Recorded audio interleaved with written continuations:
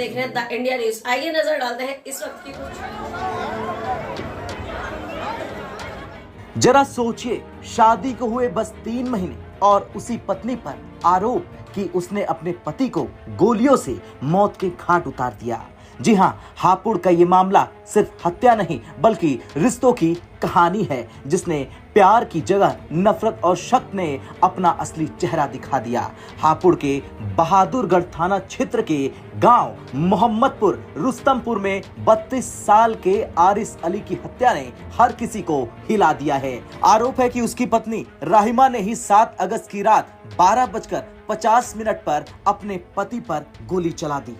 इस खबर को सुनते ही मृतक की मां फलकनाज की दुनिया उजड़ गई। उन्होंने कहा कि मेरे इकलौते बेटे आरिश का निकाह 25 अप्रैल 2025 को हुआ था, लेकिन राहिमा इस निकाह से खुश नहीं थी। अक्सर झगड़ा करती थी, तलाक और हिस्सा मांगती थी। उस रात अचानक गोली की आवाज आई। हमने दरवाजा खुलवाया तो देखा मेरा बेटा खून से लथपथ पड़ा था और पिस्टल टेबल पर थी। मेरी बहू ने ही मेरे बेटे की हत्या की। मृतक की मां का यहां तक दावा है कि उन्होंने 3 बार थाने में तहरीर दी, लेकिन मुकदमा दर्ज नहीं किया गया। मजबूरन एसपी से शिकायत करनी पड़ी, जिसके बाद 18 अगस्त को यानी कि घटना के 10 दिन बाद हत्या का मुकदमा दर्ज हुआ। लेकिन तब तक आरोपित पत्नी राहिमा और उसके परिजन मोबाइल बंद कर फरार हो चुके थे।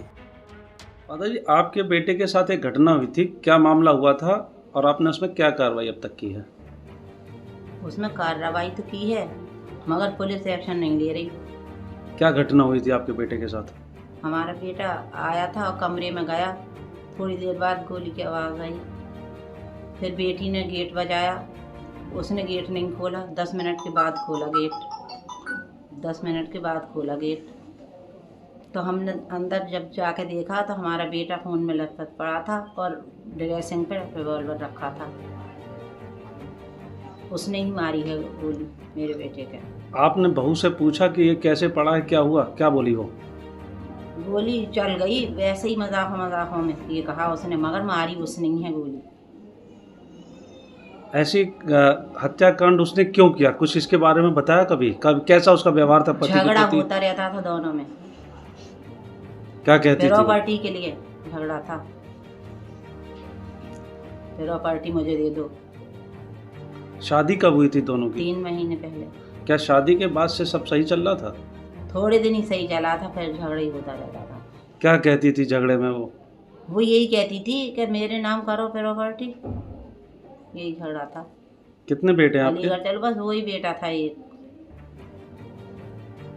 क्या कभी तलाक वगैरह के बारे में भी कुछ उसने कहा? नहीं, तलाक का नहीं कहा उसने। कभी वो झगड़ा करती, ऐसा कहती कि मुझे तलाक दे दो या मैं जाऊंगी नहीं या कुछ, आ तो जाती थी मगर लड़ती थी वो।